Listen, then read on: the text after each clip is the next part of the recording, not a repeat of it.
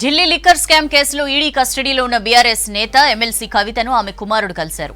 Visiting hours లో కుమారుడు ఆదిత్యతో పాటు న్యాయవాది మోహిత్ రావు ఆమెతో భేటీ అయ్యారు. 3 రోజుల క్రితం కవిత తల్లిని కుమారుని కలిసేందుకు కోర్టు అనుమతిచ్చింది. మనీ లాండరింగ్ కేసులో కవిత 6వ రోజు ఈడీ కస్టడీని ఎదుర్కొన్నారు. డీటెయిల్స్ తెలుసుకుందాం. మదార్ మనతో లైవ్ లో జాయిన్ అవుతున్నారు. మదార్, కవిత 6వ రోజు విచారణకు సంబంధించిన అప్డేట్స్ ఏంటి? సౌజన్య, 6వ రోజు కవిత ఈడీ కస్టడీలో ఉన్నారు. ఈ 6 రోజుల నుంచి కూడా కవిత లిక్కర్ స్కామ్కు సంబంధించి ఆమెపై ఉన్నటువంటి ఆరోపణలపైనే ప్రధానంగా టార్గెట్ చేసుకుని ఈడీ క్వశ్చనరీ అంతా కూడా అడుగుతా ఉన్నట్టు తెలుస్తూ ఉంది.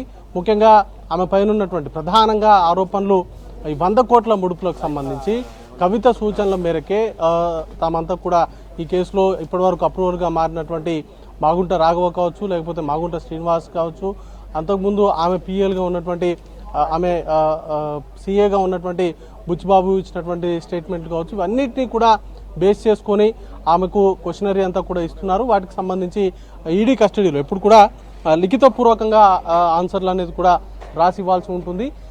దానికి సంబంధించే గతంలో ఈడీ కస్టడీలో ఉన్నటువంటి వారు ఇచ్చినటువంటి స్టేట్మెంట్ కావచ్చు, వారు ఇచ్చినటువంటి సమాధానాల పైనే ఎక్కువగా క్వశ్చన్స్ అంతా కూడా అడుగుతా ఉన్నారు. అయితే ఈడీకి సంబంధించి కొంత 2-3 రోజుల నుంచి ఈ హడావిడి అంటే ఇతర మనీ లాండరింగ్ కేసులకు సంబంధించి కొంత బిజీగా ఉండడంతో రోజులో కొంత సమయం మాత్రమే ఆమెను ప్రశ్నిస్తున్నట్టుగా తెలుస్తూ ఉంది.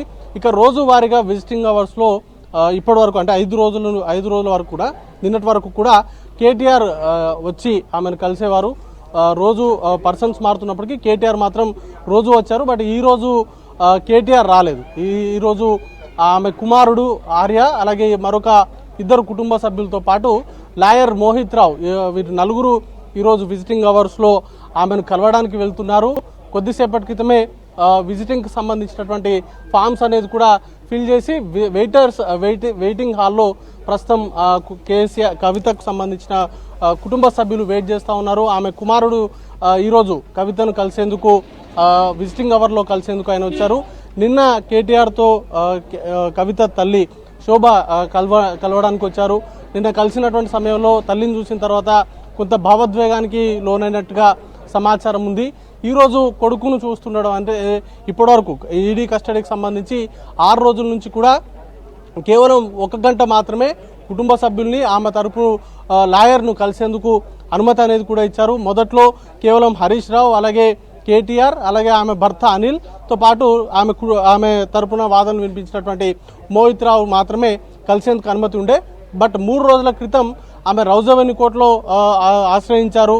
ఆమె కుటుంబ సభ్యులు, ముఖ్యంగా ఆమె తల్లి శోభమ్మను, అలాగే ఆమె పిల్లలైనటువంటి ఆర్య, ఆదిత్యలతో పాటు మరికొంతమంది కజిన్స్ను కలిసేందుకు అనుమతి ఇవ్వాలంటూ కూడా ఆమె అభ్యర్థించారు. దాంట్లో భాగంగా ఆ రోజు 3 రోజుల క్రితం రౌజవెన్యూ కోర్టు వారి కుటుంబ సభ్యులను కలిసేందుకు, ముఖ్యంగా వారి తల్లి శోభను, అలాగే 2 కుమారులతో పాటు మరికొంతమంది కజిన్స్ను కలిసేందుకు అనుమతినిచ్చారు. దానిలో భాగంగానే నిన్న ఆమె కవిత తల్లి శోభ నిన్న వచ్చి కలిశారు.